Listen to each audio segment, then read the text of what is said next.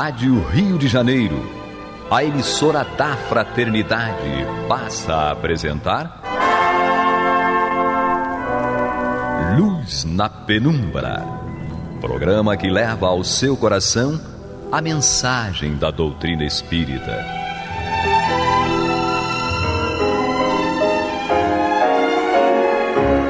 E com vocês, João Nogueira, para estudos de obras póstumas de Allan Kardec.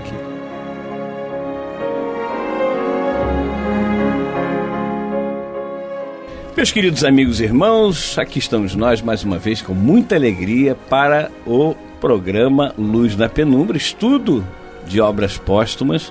E nós hoje temos a grata satisfação de termos mais 3 pessoas maravilhosas aqui no programa do estudo de obras póstumas. Renato Souza, tudo bem, Renato? Tudo bem, olá a todos, satisfação grande. Gravamos um Luz na Penumbra já tem um tempo atrás, né? Pois é, falei que voltava, não é isso? Voltei, pronto, estamos aqui de novo. Leopoldo Pio, tudo bem, Léo? Tudo bem, também falei que voltava, saudade de gravar.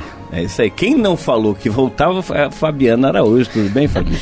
Tudo bem, meu primeiro programa, uma grata satisfação estar aqui com vocês. E agora tem que falar que vai voltar. Vou voltar, claro. Muito bem, meus irmãos, nós estamos estudando em obras póstumas. Hoje nós vamos fazer a sequência do Projeto 1868. E para a gente se posicionar, eu vou dar uma leitura, fazer uma leitura do início até o ponto que nós paramos, para depois nós darmos continuidade. Diz então Kardec: um dos maiores obstáculos capazes de retardar a propagação da doutrina seria a falta de unidade. O único meio de evitá-la, essa falta de unidade, senão quanto ao presente, pelo menos quanto ao futuro, é formulá-la em todas as suas partes e até nos mais mínimos detalhes com tanta precisão e clareza que impossível se torne qualquer interpretação divergente. Se a doutrina do Cristo deu lugar a tantas controvérsias, se ainda agora tão mal compreendida se acha e tão diversamente praticada, é isso devido a que o Cristo se limitou a um ensinamento oral e a que seus próprios apóstolos apenas transmitiram princípios gerais que cada um interpretou de acordo com suas ideias ou interesses. Se ele houvesse formulado a organização da igreja cristã com a precisão de uma lei ou de um regulamento, é incontestável que houvera evitado a maior parte dos cismas e das querelas religiosas, assim como a exploração que foi feita da religião em proveito das ambições pessoais. Resultou que, se o cristianismo constituiu para alguns homens esclarecidos uma causa de séria reforma moral, não foi e ainda não é para muitos senão objeto de uma crença cega e fanática, resultado que em grande número de criaturas gerou a dúvida e a incredulidade absoluta. E aí, falei que não ia parar, mas parei. É muito interessante que aqui podem alguns dizer, mas Kardec está criticando Jesus por não ter falado de forma precisa? Não. Ele está simplesmente analisando o porquê que hoje existem tantos cismas, tantas pessoas se dizendo cristãs e cada uma vai por uma denominação, digamos assim, por uma interpretação. Que é isso que aconteceu. Ao longo do tempo, houve uma interpretação das falas de Jesus. E por isso cada um as interpretou, e aí vai uma coisa que Orígenes, um dos pais da igreja no século II, já disse, que muitas coisas, ele se referia ao Antigo Testamento, muitas coisas há sido adulterado nas Escrituras. E aí é que vem uma coisa grave que Orígenes alertou. Quer por ignorância, e aí tudo bem, quer por audácia perversa de seus revisores.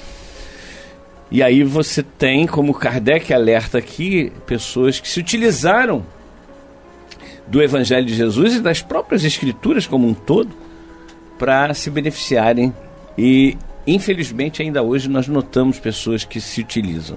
Não vai aqui uma questão de, olha, essa denominação não é errado, aquela está fazendo errado. O que vai aqui é uma análise de cada um de nós para nós mesmos.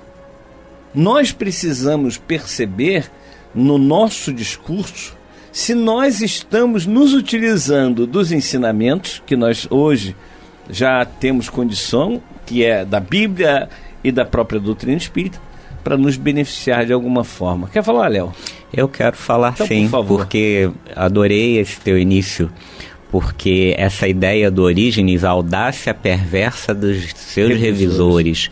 E muitas vezes nós, na nossa fala, nos nossos comportamentos, nas nossas atitudes, acabamos também desempenhando a mesma função que esses revisores tiveram nesses 21 séculos quase em que existe o cristianismo. É muito importante que primeiro a gente traga essa crítica para nós, para que a gente realmente saiba o que é bom, o que é verdadeiro, dentro daquilo que Jesus nos legou, e perceber também como a gente costuma dizer quando conversamos aqui, eu e João especialmente, mas também Renato e Fabi, entre outros colegas espíritas que de alguma maneira trabalham, pensam e aprendem juntos, que uma coisa é a doutrina espírita, outra coisa é o movimento. Exato. Nós somos seres humanos falhos que muitas vezes interpretamos erradamente por ignorância ou por audácia perversa da revisão, porque é conveniente muitas vezes para nós a gente fazer assim uma pequena adaptação, porque a gente ainda talvez não esteja pronto para fazer a reforma íntima por completo. E aí a gente precisa realmente aprender com a história para que a gente saiba realmente aquilo que é importante e relevante para a nossa reforma íntima. É isso, Renato? É interessante, eu estava ouvindo vocês dois aqui refletindo, principalmente quando o João começou a ler essa parte, né? E a gente precisa lembrar que Deus procurou falar ao ser de acordo com o entendimento, né? Então, muitas coisas Jesus até não colocou, porque ele mesmo disse que se ele falasse muitas coisas além do que a pessoa não ia entender. Certo. Ele falava da terra, coisas da terra as pessoas não compreendiam, imagina se ele fosse mais a fundo. Então daí já mostrava o nível em que esse espírito se encontrava. Mas é importante a gente lembrar de uma coisa, né? O espiritismo, ele é o que? Ciência, filosofia e religião. A ciência é o experimento, né? Filosofia, né? Os livros, e depois o fenômeno religioso que você encontrou naquilo. A consequência, então, né? A consequência, exato, não é? Então, o que acontece? Tudo foi feito de acordo... Quando Kardec começou a elaborar toda a doutrina, foi baseado nisso. Vamos ver por que acontece isso. E eu e Fabi, a gente conversava aqui, né, mais cedo, a respeito dessa situação. Por que a gente sente isso? Por que há essa impressão? Por que passou um ventinho aqui agora e não está ventando? Não é? Por que mexeram nisso aqui? Por que eu ouvi um barulho? Então, tudo isso foi acontecendo. Agora, você imagina você colocar isso naquela época, ou antes, muito antes disso, porque mediunidade já existia há muito tempo, fenômenos já aconteciam há muito tempo, não é? Então, muita coisa precisou ser colocada nos livros, que é a filosofia que está aí, né? Todo o Pentateuco, que a gente precisa compreender. Agora, cada um foi dando uma interpretação de acordo com a sua necessidade, de acordo com a sua vivência, e algo que é muito importante, a gente tem falado muito isso nos programas aqui na rádio, João. Nós só vamos conseguir nos libertarmos realmente à medida em que a gente for extirpando de nós a ignorância. E a ignorância do saber é a verdade. Espiritismo, eu, você, Fabi, o Léo, nós aplicamos em nós. Eu aplico o espiritismo em mim para observar o outro. Eu não tenho que pegar o espiritismo e aplicar no outro. Não, eu aplico em mim, entendo, compreendo e observo o outro. Aí só assim eu não vou discriminar, só assim vou compreender que um está num passo mais atrás, o outro está num passo igual ao meu, o outro está num passo mais à frente. Só desse jeito eu vou aprender a amar o outro como irmão e compreender que existem caminhos, inclusive. Exatamente, Renato. Exatamente era a minha fala quando o João finalizou. Então o Renato roubou sua fala? Isso. Mediunidade, olha só. Ele estava na sintonia aqui. Sintonia, exatamente. Então, essa última fala aí que ele falou sobre os caminhos, né? Por que Jesus não colocou isso escrito para ser uma verdade determinante? Porque ele sabia que nós precisaríamos de caminhos diferentes. Cada um estaria numa sintonia. Alguns precisariam deste caminho, daquele. E através do tempo, olha, mais de 2000 anos atrás, a gente já passou por vários caminhos nessas existências, né? Então, todas elas nos somaram experiências para que hoje a gente estivesse aqui falando sobre isso. E a experiência, como o Renato falou, a gente precisa sentir essa experiência. Não adianta a gente querer essa experiência para o outro, tem que deixar a pessoa sentir essa experiência com ela mesma, como foi comigo, né? Eu senti essas experiências e eu fui conduzida para que hoje eu tivesse esse caminho, né, e fizesse essa minha consciência ser aberta para essa realidade, que para mim era muito distante, não era possível, né? Então, esses caminhos que Jesus nos dá, todos eles levam a Ele, todos eles é um religare, né? Então, o que nós, seres humanos, estamos fazendo dentro da condição que nós temos de conhecimento. E é claro que a gente tem que estar sempre aberto para o conhecimento. É isso, nós precisamos estar abertos para o conhecimento, percebendo que esse conhecimento ele vem através de muitas vias, né? Muitas vias. E é por isso que Kardec dá essa sequência agora no texto, dizendo o seguinte: somente o Espiritismo bem entendido e bem compreendido pode remediar esse estado de coisas e tornar-se, conforme disseram os Espíritos, a grande alavanca da transformação da humanidade. A experiência deve esclarecer-nos sobre o caminho a seguir, mostrando-nos os inconvenientes do passado. Ela nos diz claramente que o único meio de serem evitados no futuro consiste em assentar o Espiritismo sobre as bases sólidas de uma doutrina positiva, que nada deixa ao arbítrio das interpretações. As dissidências que possam surgir se fundirão por si mesmas na unidade principal que se estabeleceria sobre as bases mais racionais, desde que essas bases sejam claras e não vagamente definidas. Também ressalta destas considerações que essa marcha, dirigida com prudência, representa o mais poderoso meio de luta contra os antagonistas da doutrina espírita. Todos os sofismas quebrar-se-ão de encontro a princípios aos quais a sã razão nada acharia para opor. Bem, meus queridos amigos e irmãos, nós estamos aqui no Luz na Penumbra, programa Luz na Penumbra, com o estudo de Obras Póstumas, o livro de Allan Kardec. Estamos no capítulo chamado Projeto 1868. É interessante que quem não estuda, nunca estudou o livro Obras Póstumas, ele não é dividido em capítulos como os outros, capítulo 1, capítulo 2, mas sim títulos. Kardec coloca títulos, que na verdade não foi Kardec, né? Ley-Marie e a Amélie, Amélie Gabrielle Boudet, sua viúva na época, que encontrou esses documentos e levou para Ley-Marie. Ley-Marie então publica o livro dessa forma, não colocando números, mas títulos.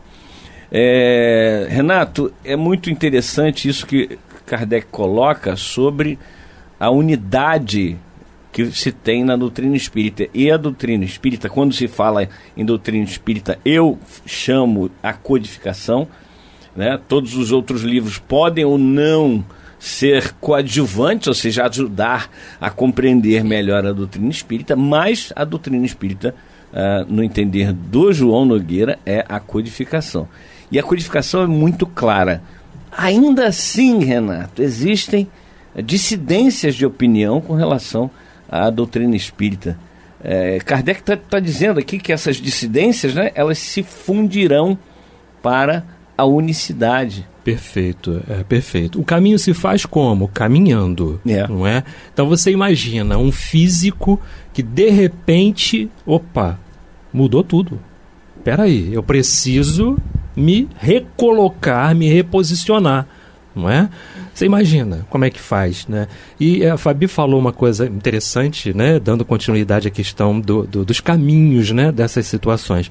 Hoje, conhecendo um pouquinho da doutrina, porque você disse muito bem, João, o Pentateuco, não é isso? Livro dos Espíritos, Livro dos Médiuns, Evangelho segundo o Espiritismo, Céu, Inferno e a Gênese, nesta ordem. Tá? A gente conhecendo um pouquinho dessa obra, a gente já tem noção de que nada sabemos. Com certeza. O que eu sei? Nada sei. Aí hoje, como é que eu estou? Ando devagar, porque já tive pressa. Vou levar você para cantar comigo. Não faça isso. Não faça isso, pelo amor de Deus. É isso então, mesmo. Ando devagar, porque já tive pressa. E os outros caminhos que eu hoje consigo enxergá-los de uma forma melhor, por quê? Porque ampliei, de alguma forma, os meus conhecimentos através desse Pentateuco. Então eu começo a enxergar agora possibilidades muito maiores, horizontes muito mais longínquos daqueles que eu achava que iria alcançar. Não, existe muito mais. Eu tenho muito mais necessidade de experiências, de experimentar, não é? E com certeza Deus, sabedor agora da doutrina, Deus vai me proporcionar isso, né? Novas oportunidades de aproveitamento, de equilíbrio, não é? Espiritual e de saber das coisas da vida real, né? Da vida real. Agora, você me deixou com medo, Renato, porque quando Jesus fala, muito mais será cobrado de quem muito recebeu, e Fabiana, muito mais será cobrado de quem muito recebeu. A gente já recebeu muita coisa. Será que a gente faz? Será que nós estamos sendo realmente os pregadores do Evangelho e da doutrina espírita, ou a gente está usando, como dissemos logo no início, para nos beneficiar de alguma forma?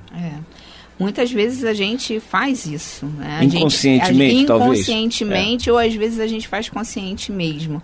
Como o Leopoldo falou, a gente dá um jeitinho para adaptar as nossas necessidades da forma com que a gente quer. Por isso, às vezes, a diversidade na doutrina espírita, como também com o que foi falado com Jesus, o Evangelho, né? Tantas interpretações, aí os dogmas, cada um coloca de um jeito, numa casa espírita é assim, na outra é assim, tem esse dogma aqui, então a gente vai tendo diversidades, mas exatamente procurando a unidade.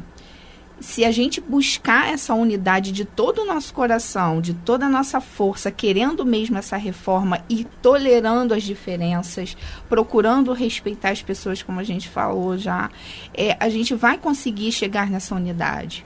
Porque a gente pode ter pensamentos e dogmas diferentes, mas qual que é o nosso propósito? Qual é o nosso propósito mesmo? É mudança? É renovação? É reforma íntima, como a gente sempre fala no programa Consolação e os outros programas? Então, se a gente busca, quem busca encontra, né? Quando a gente bate, a porta se abre. Então, quando a gente busca essa unidade, quando a gente busca essa tolerância, mesmo nos caminhos diferentes, a gente vai começando a tolerar e a gente vai aproximando as pessoas. A gente vai chamando as pessoas e a gente vai tendo essas experiências que o Renato falou. A gente vai tendo as nossas próprias experiências e as pessoas vão tendo as próprias experiências e a gente vai tornando isso um movimento único. Léo, o Kardec continua dizendo assim: 2 elementos hão de concorrer para o progresso do Espiritismo: o estabelecimento teórico da doutrina e os meios de a popularizar. O desenvolvimento cada dia maior que ela toma multiplica as nossas relações, que somente tendem a ampliar-se pelo impulso que lhe darão a nova edição de O Livro dos Espíritos e a publicidade que se fará a esse propósito. Nós sabemos que o Livro dos Espíritos foi editado e publicado pela primeira vez com 510 questões. E foi depois ampliado para 1019 questões, perguntas e respostas. E muita gente fala que no Espiritismo nós não temos prosélitos. E as pessoas confundem não fazer prosélitos com não divulgar a doutrina espírita. E aqui Kardec está sendo muito claro que deve-se divulgar a doutrina espírita, fazer a propaganda da doutrina espírita, sim. O prosélito é quando eu quero que alguém venha para o espiritismo, que seja convertido, entre aspas, em espírita. E isso a doutrina espírita não faz, não é a favor, mas da divulgação, sim. E essa divulgação ela pode ocorrer de formas tão diversas, tão diferentes, porque uma das coisas que nós estamos discutindo aqui é a importância da diversidade de comportamento, diversidade cultural, diversidade no ritmo de evolução, porque nós valorizamos o livre-arbítrio. Renato remeteu a essa questão, né? Ando devagar porque já tive pressa. E vai cantar também, Léo? Não, eu prefiro só proferir aqui, não vou nem... Teria que aquecer a voz. Mas eu acho que é importante a gente perceber, ter essa noção do nosso ritmo, para não nos estagnarmos, né? Não simplesmente acreditarmos que nós não temos a necessidade de evoluir, mas também não ter pressa excessivamente. E cada um tem a sua pressa, cada um tem a sua velocidade, o seu ritmo, e essa diversidade, ela é importante. Outra coisa é a questão da unidade da doutrina, que como você mesmo, João, já colocou, ela chegará. E é importante que a gente perceba essa diferença entre divulgar e ser o prosélito, subir num caixote numa praça e começar a tentar doutrinar as pessoas em prol do espiritismo. Essa divulgação ela pode ser num olhar, pode ser numa fala sutil que nem sequer remeta diretamente à doutrina. Pode ser pela caridade, pode ser por um abraço, pode ser cada um nos seus trabalhos materiais, digamos assim, aquilo que nos permite a sobrevivência material, pela maneira pela qual nós lidamos com os nossos colegas, com os funcionários do lugar onde a gente trabalha, no meu caso que sou professor, com os alunos, e aí a gente pode praticar o espiritismo, e praticar o espiritismo pela caridade, pela fé, pela esperança, talvez seja a melhor forma de divulgar o espiritismo. Renato. Sim, essa ânsia do saber, né?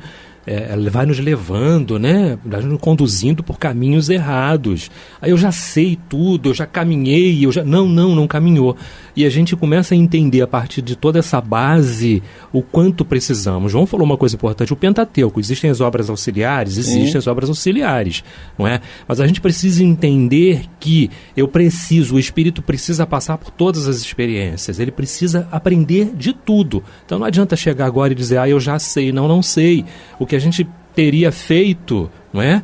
Era o quê? Estávamos no caminho das pedras. Não é isso? Que era o mais fácil, ao invés de ir, né, pelo caminho certo. E o caminho certo qual é? Tá difícil? Então você tá no caminho certo. Tá? Até aqui nós temos muita coisa para aprender que ainda não aprendemos. Nós estamos estudando e praticando. Então eu fui colocado numa casa onde eu não tinha necessidade disso. Não é? Olha, você precisa aprender, mas precisa ter a prática também. Então foi tudo junto, né? Para poder, já estava pronto para isso, tá?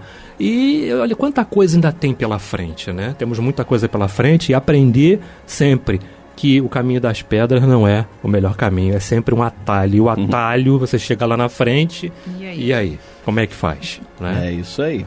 Bom, meus irmãos, estamos chegando ao final do programa de hoje e convidando aqui Renato, Léo e Fabiana para fazermos o próximo programa da semana que vem, né? E nós, então, vamos encerrando aqui, pedindo para que você não desligue seu rádio, não saia daí da internet, né? Do Rádio Rio de Janeiro .digital, que vem aí a complementação do Luz na Penumbra de hoje, que é com a Marta Batista e o Antônio de Pádua, o estudo do Evangelho segundo o Espiritismo. Até a próxima semana, se Deus assim permitir. Você está ouvindo pela Rádio Rio de Janeiro o programa Luz na Penumbra.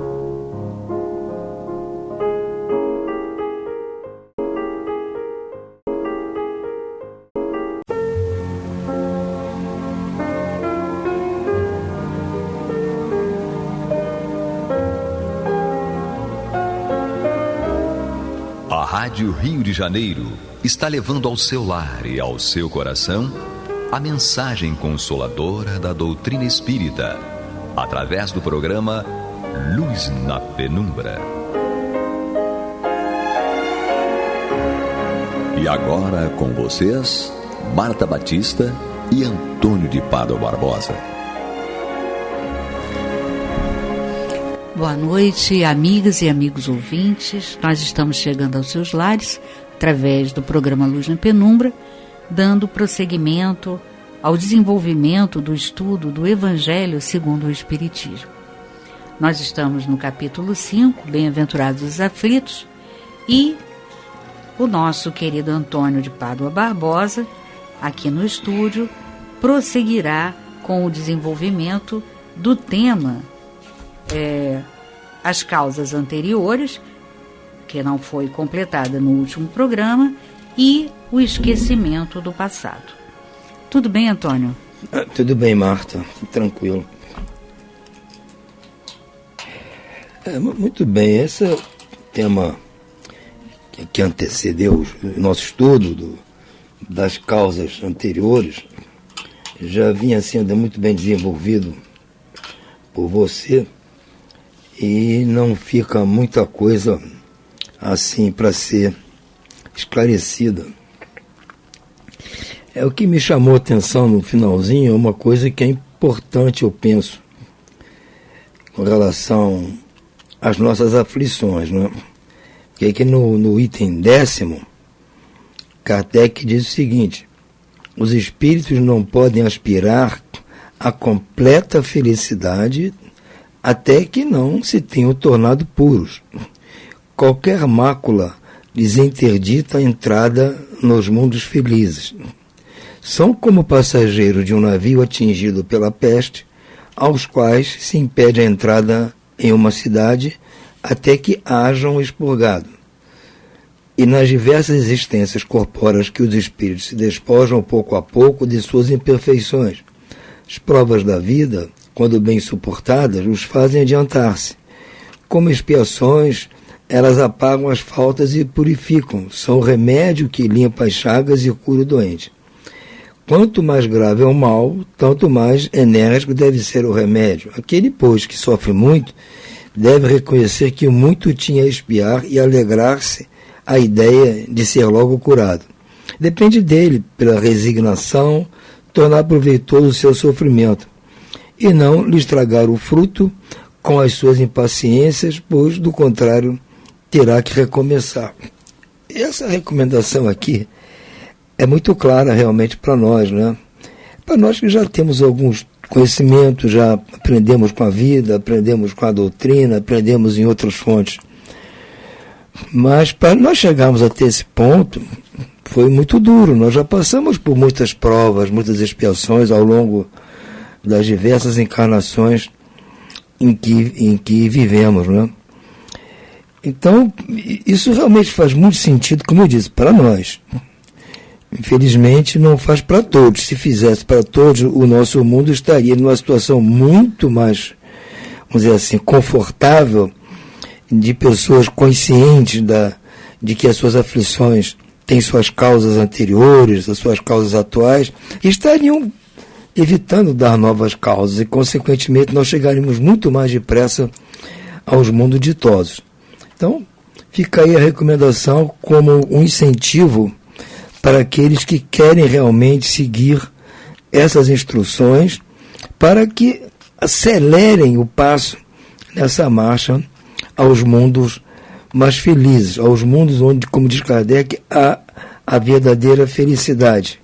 É quando nós estivermos sem qualquer mácula na nossa consciência. Mas muitas pessoas perguntam, depois que entendem desse mecanismo reencarnatório, entendem da vida passada, das causas anteriores e tudo mais, as pessoas ficam com uma dúvida sempre, né? Mas por que é que nós não nos lembramos dessas coisas todas que fizemos, né? Vai que de repente nós tendo consciência do que fizemos de errado e que estamos passando por dificuldades agora em consequência disso, nós talvez nos esforçássemos mais em atingir isso que eu falei aqui do item 10º do anterior, né? Nós aceleraríamos o passo nessa marcha. Mas vejam bem, como eu disse, nós hoje estamos entendendo isso. E nós estamos aqui há milhares e milhares de anos aqui no planeta. Então, agora há pouco tempo, sei lá, há um século no máximo, é que nós começamos a entender essas coisas.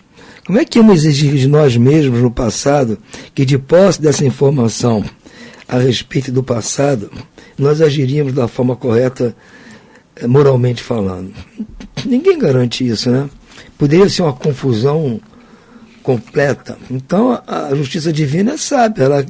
Ela deseja que nós nos modifiquemos, avancemos moralmente, não porque soubemos o que fizemos e temos medo de acontecer causas terríveis. Não. Nossa consciência vai nos mostrar que é muito melhor, para sermos felizes, praticarmos o bem. Nós vamos chegar nesse ponto por uma conclusão. E para isso não precisa conhecer o passado. Basta seguir o que Cristo falou. Que nos amássemos uns aos outros, tanto quanto Ele nos amou. Que amássemos ao próximo da mesma forma que nós amamos a nós mesmos. Se seguirmos isso, não precisamos saber do passado. Não faz diferença. Mas, de qualquer forma, Kardec nos dá uma explicação aqui, uma explicação moral, por que não se realiza esse fato da gente se lembrar do passado que justifica essas dores de hoje. E diz assim: é em vão que se objeta que o esquecimento constitui um obstáculo para que se possa aproveitar a experiência de vidas anteriores. Se Deus julgou conveniente lançar um véu sobre o passado, é que isso devia ser útil. Com efeito, essa lembrança traria gravíssimos inconvenientes. Poderia, em certos casos, humilhar-nos excessivamente ou então exaltar o nosso orgulho, entravando assim o nosso livre-arbítrio. Em todo caso, provocaria inevitável perturbação nas relações sociais. Frequentemente, o espírito renasce no mesmo meio em que já viveu, estabelecendo de novo relações com as mesmas pessoas, a fim de reparar o mal que lhes tenha feito. Se reconhecesse nelas as pessoas a quem havia odiado, talvez o ódio despertaria outra vez no seu íntimo. De qualquer modo, ele se sentiria humilhado em presença daqueles a quem tivesse ofendido. Deus nos deu para nós melhorarmos justamente o que nos é necessário e nos basta. A voz da consciência e as tendências instintivas, mas ele nos tira o que poderia prejudicar-nos. O homem traz consigo ao nascer aquilo que adquiriu. Nasce como se fez. Cada existência é para ele um novo ponto de partida. Pouco lhe importa saber o que foi antes, se é punido é porque fez o mal. Suas atuais tendências mais indicam o que lhe resta corrigir em si próprio. E é nisso que deve concentrar-se toda a sua atenção. Pois daquilo de que se corrigiu completamente não restará mais nenhum sinal. As boas resoluções que tomou são a voz da consciência, que o adverte do que é bem e do que é mal, dando-lhes forças para resistir às tentações. Uma coisa interessante, vamos criar aqui uma imagem. Pode acontecer conosco que nós temos uma vida tão difícil, tão complicada, nas relações nossas sociais, né, com as outras pessoas, com as instituições, e estejamos completamente enrolados. Em todo canto que a gente olha e vai, tem uma confusão, tem algo à espreita, alguém quer se vingar, alguém que a gente prejudicou quer correr atrás de nós, é a polícia, é o governo, um monte de coisa complicada. Então a gente olha e pede: meu Deus do céu, se eu pudesse sair daqui desse lugar, dessa cidade, desse estado ou desse país, ir para bem longe, ir lá, como se diz na antiga, lá para Cochinchina, ter um nome novo, uma outra identidade, eu começaria tudo de novo. Eu não ia fazer essas besteiras que eu fiz aqui, que hoje estão justificando essas perseguições, esses ataques que eu estou sofrendo. O que eu mais queria era sumir daqui e aparecer num outro país, tudo tranquilo, nova identidade, começar todo zerado. A gente às vezes pensa isso, né? E tem gente que foge de um país vai para o outro, faz até operação plástica, muda de feições, só para começar de novo. A gente pede, mas é isso que Deus nos dá, justamente isso. Nos dá só isso.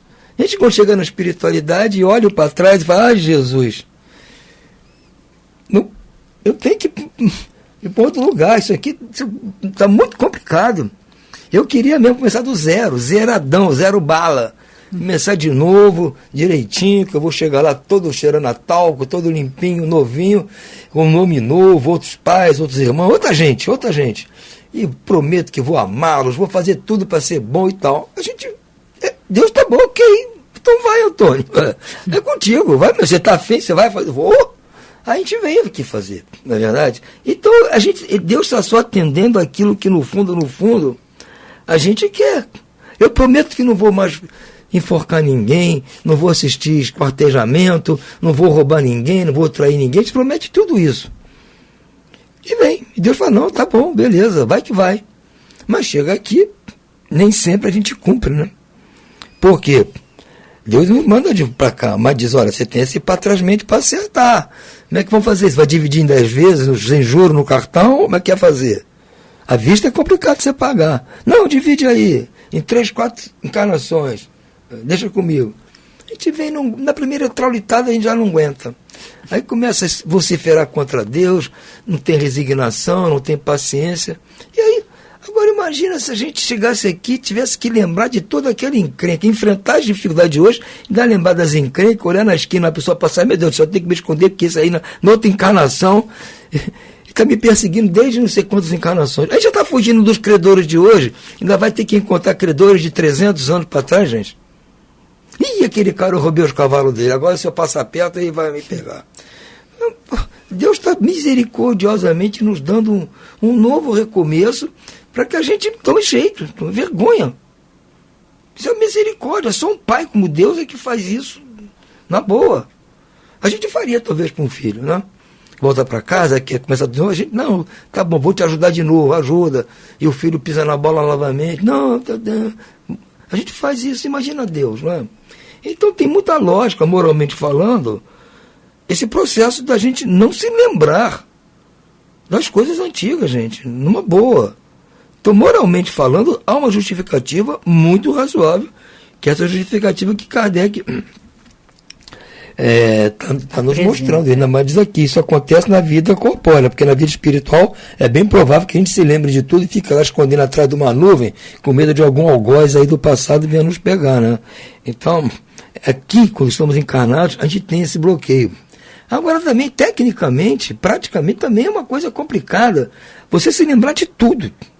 Claro. O nosso cérebro tem limitações, até de espaço na nossa cabeça. Nosso cérebro foi se desenvolvendo, ele é muito maior que era na época que nós éramos quase símios, na época das cavernas. Nosso cérebro não era tão grande, ele foi se desenvolvendo dentro da nossa caixa craniana para absorver cada vez mais informações. E hoje a quantidade de informações que nós detemos é muito grande. Mas eu hoje, na minha idade, hoje mesmo me mandaram um teste para saber se eu tenho boa memória, porque a pessoa da minha idade, não, aqueles testes que mandam pela internet para ver. Por quê? Na minha idade eu já esqueci muita coisa. Esqueço todo dia as coisas, porque meu cérebro está lotado de informações. Então muitas coisas que eu tenho que me lembrar, eu não lembro dessa vida atual.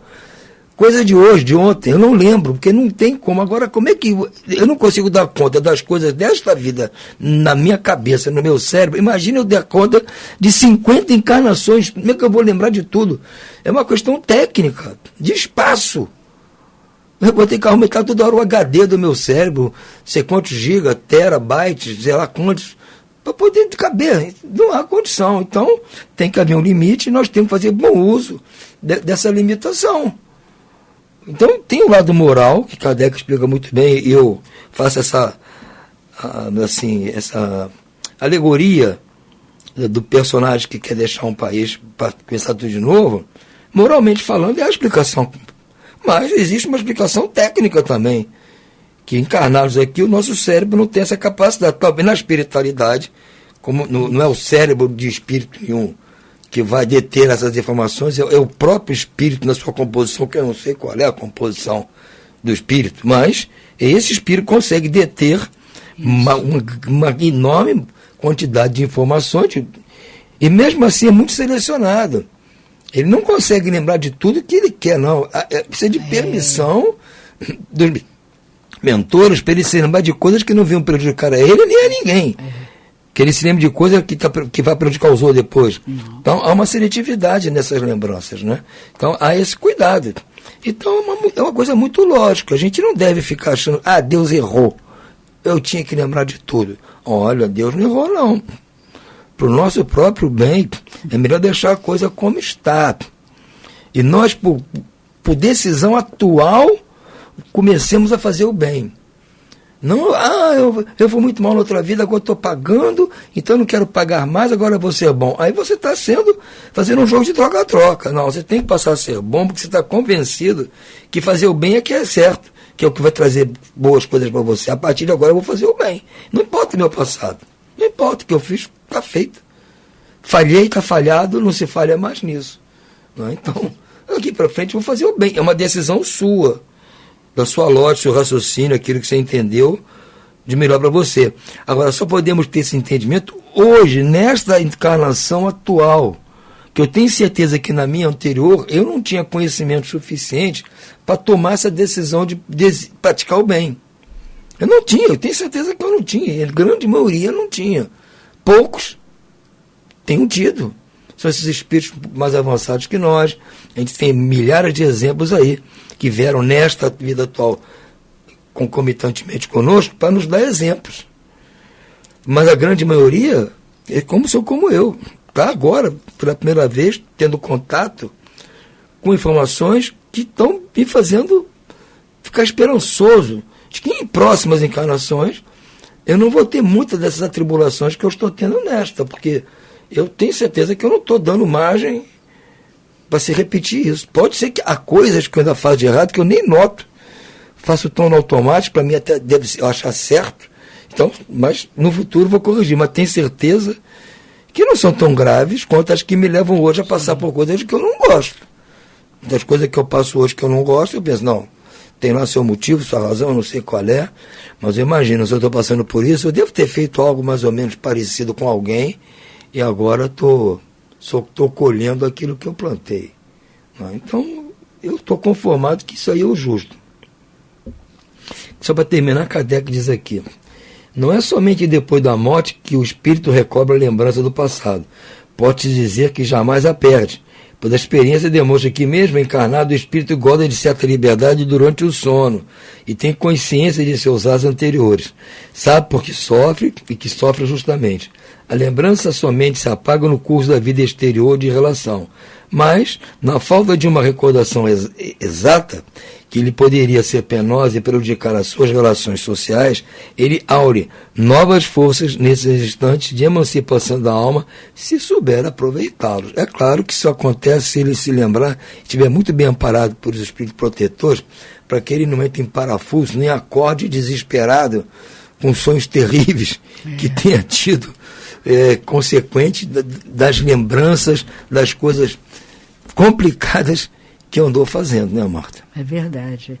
Quer dizer, a gente constata, né, que não há nada de errado, muito pelo contrário, o esquecimento do passado é muito útil, né, não só do ponto de vista fisiológico, como você apresentou, né, porque não há espaço para guardarmos tanta coisa, como, sobretudo, do ponto de vista moral, né, porque nós ficaríamos numa situação difícil, né, ao nos depararmos com coisas que fizemos antes, sem um pingo de piedade, sem um pingo de empatia, de comiseração, enfim.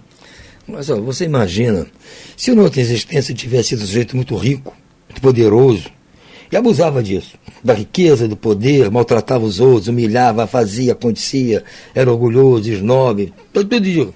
Aí, qual é a consequência disso? Eu tenho que passar por uma encarnação para provar o outro lado da história, para poder eu entender que não posso fazer isso. Então, vem numa encarnação na qual eu não vou ter esse poder todo, não vou ter essa riqueza, não vou ter essa força, eu vou ter que me sujeitar a coisas ditas pelos outros, feitas pelos outros, aceitar Agora, se eu estou me lembrando que eu fui todo esse poderoso antes, como é que eu ia hoje aceitar não estar nesta condição? O que eu ia dizer? Vocês estão pensando que estão lidando com quem? Eu já fui poderoso, já fui, aconteci, já fiz isso e aquilo, não aceito o ódio de ninguém. Eu não ia mudar nada. Ia errar duplamente. Não é, porque sem o poder, eu ia continuar presunçoso, prepotente, arrogante, sem ter essas coisas materiais que justificassem isso. Exato. Sem ser rico, sem ser bonito, sem ser forte, sem ser poderoso. Mas eu ia continuar petulante, prepotente, tudo de errado. Antes eu tinha pelo menos uma justificativa de que eu era assim, porque eu tinha todas essas benesses, aí subia a cabeça, né? E aí fazia essas maldades. Agora não tem mais isso, mas continuo sendo assim. Você acha que as pessoas iam me aturar, Marta? Me aturavam antes porque eu tinha poder. Isso. Tinha dinheiro. Então tem que aceitar o cara. Ele está pagando a gente. Não, tem que estar. Ele é forte, ele tem um exército. Agora não tem nada. Os caras me dão um couro todo dia. Então como é que eu ia, me melhorar? Então é melhor vir assim, sem saber o que eu fui antes, para eu tentar engolir agora essas coisas, esses sapos, que eu fiz os outros engolirem, agora tem que engolir caladinho. Porque eu não tenho como reagir, aí tem que aceitar. Agora, se eu lembrar o que eu fiz, que eu fui antes, não vou aceitar, Marta. É verdade. Com certeza, é como você falou no decorrer do estudo, né? Você explicou muito bem, não só fisiologicamente, né? Porque nós não teríamos espaço suficiente, né, no nosso cérebro para lembrar tudo, e essa lembrança, na grande maior parte das vezes, ela nos faria errar de novo, como você colocou, apresentou com exemplo. Então, o esquecimento do passado é a melhor opção para todos nós. É a melhor opção, é a melhor pedagogia que Deus pode nos oferecer. Então, se você tivesse tido poder, como no exemplo que você deu, né, seria justamente uma forma de você ter mais humildade, você ter mais, ser mais simples, né, e entender que você pode ser uma pessoa tão boa, tão forte, né, em termos intelectuais, quanto qualquer uma, mesmo se você não tiver naquelas condições do passado. Então, como você não lembra, tá ótimo, você está treinando, desenvolvendo de uma forma fluente, né, a coisa flui e você não se compromete, porque a lembrança seria um compromisso duplicado, porque você iria errar como errou da outra vez, por ter todos aqueles elementos, né, para se sentir mais forte e superior aos demais, e iria errar duplamente, porque sabendo que fez aquilo, você não se importaria em mudar a conduta, e muito mais em resgatar e falar sobre a fortaleza que você tinha, sobretudo fortaleza material, né? Então seriam erros duplos e você estaria recalcitrando cada vez mais. Então, é justamente esse o motivo do nosso esquecimento do passado, de forma sábia, de forma justa e, sobretudo, de forma bondosa e misericordiosa de Deus. Então, por hoje vamos ficando por aqui, desejando a todos uma ótima noite e muita paz. Beleza.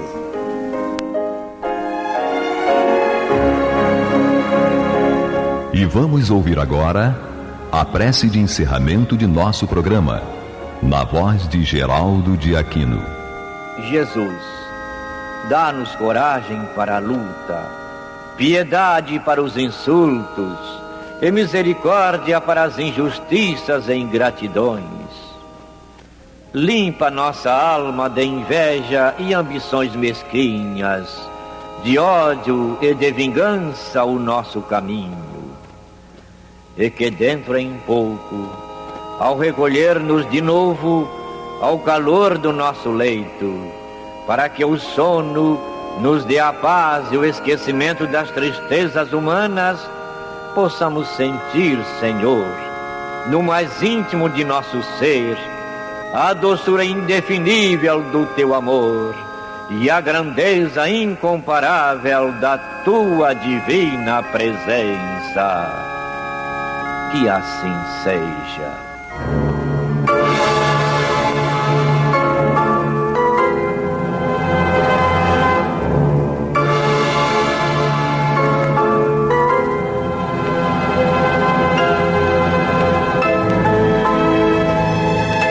acabamos de apresentar o programa Luz na Penumbra, que voltará a ser apresentado amanhã às 21 horas nesta emissora.